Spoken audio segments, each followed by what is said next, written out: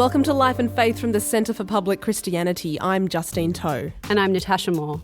Well, the Sydney Writers' Festival was on recently, and it's always a bit of a feast for readers. And this year was no exception, with something like 300 events and writers and speakers from around the world. This year, the theme was How to Live, and there were sessions on everything from narcissism to non-monogamy to love, war, old age, education and a little bit of religion. The theme allowed for a pretty varied program. I have to say, I think a little bit of religion is a lot more than we're used to seeing from the Sydney Writers' Festival. Now, Natasha, you went to quite a few events. Did you have any favourites? Well, my absolute favourite was a talk by Robert Dessay, who's an Australian novelist.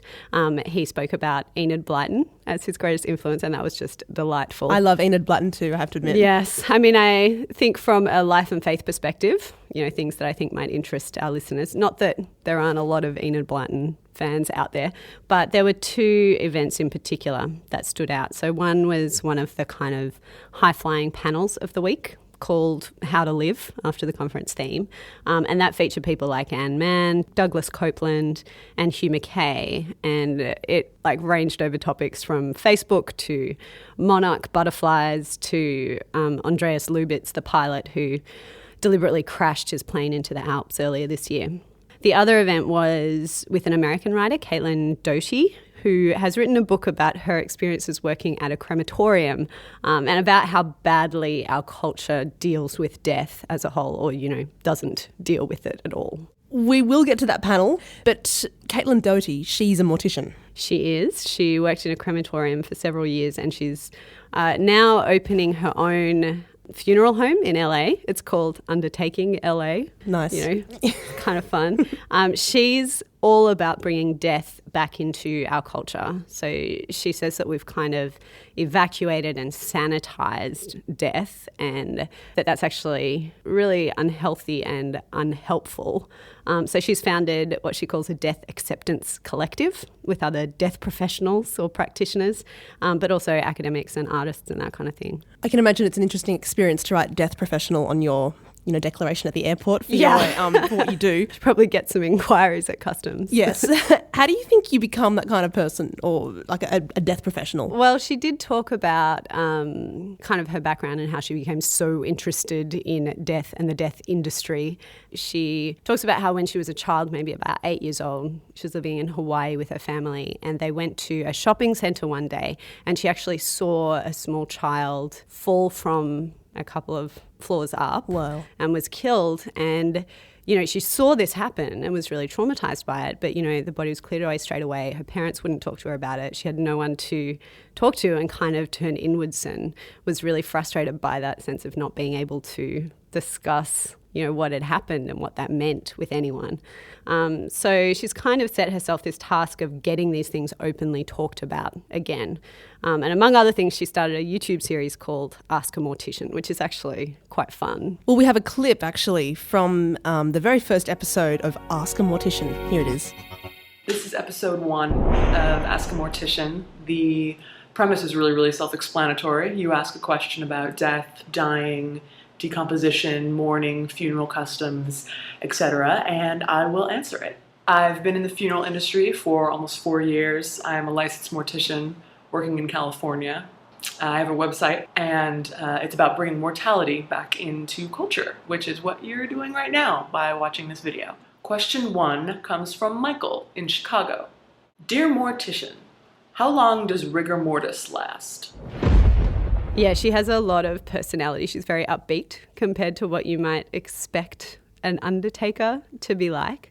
And she has loads of fascinating stories about the mechanics of how we as a culture deal with the dead, so with the corpses themselves as well as, the process of mourning and grieving. And she's written a book, hasn't she? It also sounds like she has a sense of humour, because it's called Smoke Gets in Your Eyes, and it's mostly about her experiences of working in a crematorium. Yeah, and it really doesn't pull any punches. So at the Writers' Festival event, she talked about the kinds of lengths that morticians have to go to make a corpse look, elegant and peaceful. Apparently it's really difficult to get dead people's eyes and mouths to stay shut, and there are some pretty horrific things that they do to I think we give all have that an image in illusion. our head now. Yeah. You probably have to read the book to find out. But yeah, lots of things you don't really think of. She talked about how in a crematorium you have to burn the larger people, of which, as she pointed out, there are a lot in America, at the beginning of the day, and what happens if you don't do it to the end of the day. There were some quite graphic stories that she told. You've left a question in my mind at least, but I won't go there. It sounds quite morbid. It does, and I suppose there's kind of a morbid fascination to it all, but it's also not, in that she really wants to argue that dignity in death is kind of what you make of it. And we in our culture kind of have it wrong when we want to sideline all the kind of gritty detail of death and pretend that it doesn't happen, that people essentially don't die. And when they do, which of course everyone does, we outsource the whole process to professionals. So, like I've been alive for more than 30 years. I've never seen a dead person. That's weird, culturally and historically speaking. That's really strange. Yeah, I've seen plenty of those intense sort of BBC dramas where someone dies and they bring the body in and put it on the kitchen table. Yeah, and that just even doesn't happen anymore. Wakes and open caskets, like we rarely have open caskets anymore. And she kind of points out that actually the dead are everywhere. Like if you go on a flight, there are probably corpses in the cargo hold. But, we go to great lengths never to see them. So in the West today, we have this quite contradictory attitude towards death and the dead. We want to say that death is just a natural part of life, but we also find the whole thing terrifying and just want to avoid it at all costs. I think Christians would agree with that idea, absolutely, that our culture isn't dealing well with death at all, really. I think that there is very much a current insistence on making funerals fun and celebrating someone's life. And that seems to me some kind of attempt to take away the sting of death. But I think it's right that, we need to stop ignoring it and divorcing it from everyday life in such an absolute way. Yeah, and I suppose the Christian idea of heaven, if there being more life beyond death, that's often interpreted as denial or as wishful thinking. But secular culture has a fair bit of wishful thinking and denial going on in this area of its own. So one of the things that I think Christian thought has to add to this question of how we deal with death is that it does fully acknowledge that death is the enemy. Like that's the language that Christians use. It's not okay. And I think we feel that really strongly when someone does die. It's not just really sad, though it's that. It's also that it feels really wrong, that it's not meant to be that way. And Christian faith really validates that feeling. You're listening to Life and Faith from the Centre for Public Christianity. I'm Justine Toe. Now, we've been debriefing on the Sydney Writers' Festival that happened recently. The theme was How to Live. And Natasha, one of the events that you attended had a panel that was using that theme as well. Yeah, it's interesting. The quote that the festival theme is based on is from Jean-Paul Sartre. So he apparently once said, everything has been figured out except how to live. And there does seem to be this general feeling that, today we know so much about so much, but all the basic questions about meaning and purpose and happiness and morality, those are in a way as fresh and as puzzling as ever. So this panel had a pretty big brief to fill. And it's quite a varied panel, just looking from the roll of names. We've got Anne Mann, who's written a book on narcissism, Hugh Mackay, who's written most recently about our need for community in his book, The Art of Belonging. You've also got Douglas Copeland, the novelist, author of Generation X, who's currently artist in residence at Google in Paris. I'd love to gig ever. Yes, I'd love to write that on my resume. Paul Dolan from the London School of Economics. His book is Happiness by Design: Finding Pleasure and Purpose in Everyday Life. And Leanne Hennian, who's written a book called Phenomenal, about the wonder of the natural world. So we have social commentators, a novelist, an economist, and a hippie, it sounds like. She was quite expressive. Yes, so a very different bunch of people and approaches. Was there any consensus in what makes a good life and how to live a good life? It's interesting how much they did agree on, in a way, considering how different their approaches are.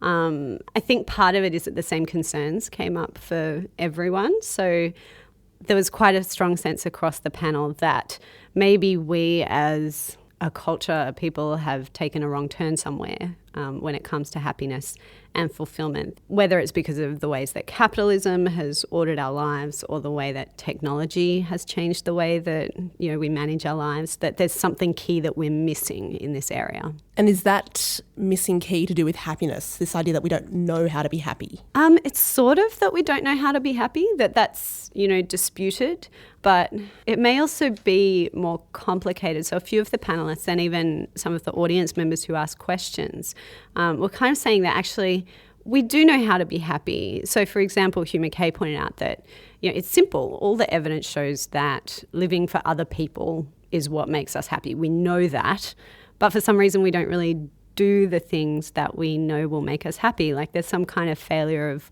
will somewhere. Now, this is really familiar, don't you think? It's a very classical Christian idea, this idea that humans kind of know what they should do, but at the same time we fail to actually follow through with that. We have this war within ourselves, and I guess if this was a cartoon, you'd have the angel on one shoulder telling us what we should do and the devil on the other that tells us what we want to do, let's say. So there's this kind of disorder that we experience in our own selves. Yeah, and I think that sense of failure and conflict is maybe also a reaction against the idea that, you know, we just need to figure out who we are as individuals and be true to ourselves, and then we'll be fulfilled and happy. And actually, interestingly, there was a little bit of conflict within the panel on this. So Leanne Hennion, who wrote the book Phenomenal, her idea, she used this phrase, she talked about living the life that no one else could live. And the others quite strongly disagreed with her on that being kind of the route to happiness and fulfillment. So Hugh Mackay pointed out that really you can go off and have adventures and be refreshed, and that's great, but the meaning of our lives is when you come back and you're building good relationships and good community. And Anne Mann pointed out that, you know, people like Andreas Lubitz and Anders Breivik, the guy in Norway who shot all those people, they could be said to be doing that, to be living a life unlike other anyone people. else.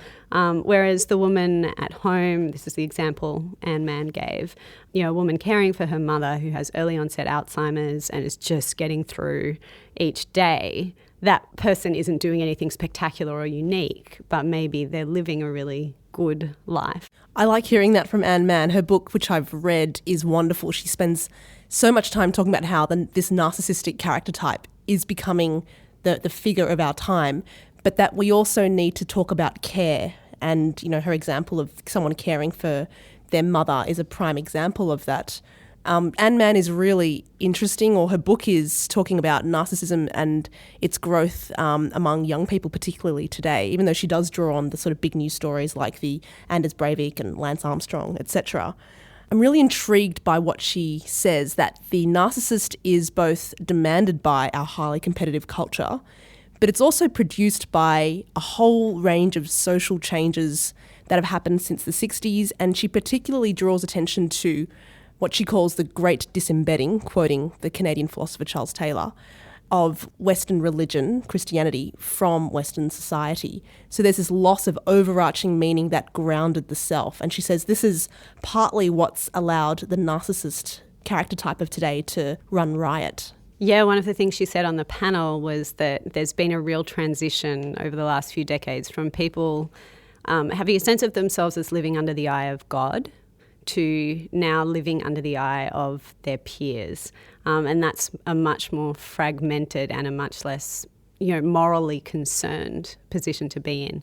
And there was this vibe from the whole panel really about that idea of a loss of overarching meaning. So Paul Dolan, who's the London School of Economics guy, he suggests that happiness is all about everyday moments, you know, letting go of those big narratives about our lives and trying to construct a kind of overall meaning. And I think that probably reflects the confusion that we have now about whether our lives do have bigger meaning other than just the day-to-day enjoyment or misery that we experience. So even though Jean-Paul Sartre said that, you know, we figured out everything except how to live, it looks like this panel hasn't necessarily gotten us very far on that question. They haven't either. solved the age-old question. No. These are all questions that we wrestle with, and I imagine we'll continue to wrestle with as a culture. But if you want to read any of these books, we can highly recommend these highlights from the festival. Caitlin Doty's book about working in a crematorium, Smoke Gets in Your Eyes, Hugh Mackay's Art of Belonging, and Anne Mann's book, The Life of I, The New Culture of Narcissism. Join us next time on Life and Faith.